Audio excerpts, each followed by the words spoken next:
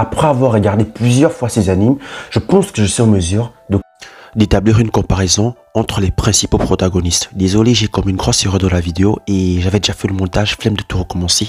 Donc voilà quoi, on peut partir avec. Bien sûr, si la vidéo te plaît, je compte sur toi pour me lâcher un gros pouce bleu et à t'abonner à la chaîne, ça me motive à faire d'autres vidéos.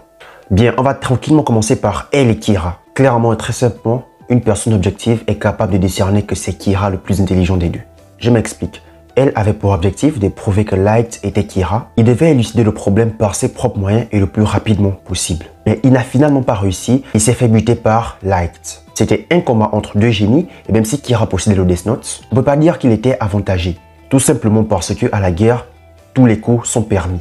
C'est aussi simple que ça. Et n'oubliez pas que de son côté, elle possédait du fric, du matériel informatique et la police à sa disposition. Donc, l'issue du combat illustre très bien qui est le meilleur des deux. Et le meilleur pour tous ceux qui sont objectifs, c'est Kira. Norman versus Ray. Bon, ici, prenons simplement l'exemple d'une entreprise. On a un manager et un gestionnaire. Les génies en économie verront de quoi je parle.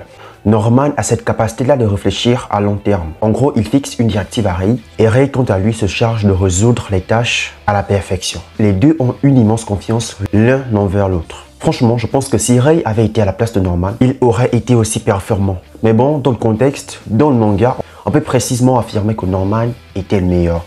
Itachi versus Minato.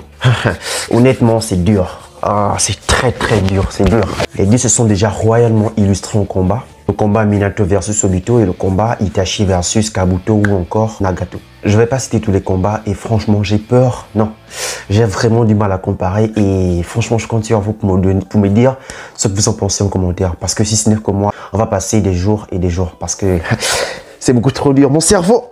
Michael Scofield de Prison Break versus le professeur de la Casa des Papel. C'est vrai qu'on parlait de manga, mais bon, on va quand même pas rester indifférent face au génie de ces deux personnes. On a d'un côté quelqu'un qui divalise l'une des banques les plus sécurisées d'un pays et de l'autre quelqu'un qui s'évade de l'une des prisons les plus sécurisées au monde. Aïe, mon cerveau, je peux pas comparer, c'est beaucoup trop dur, franchement.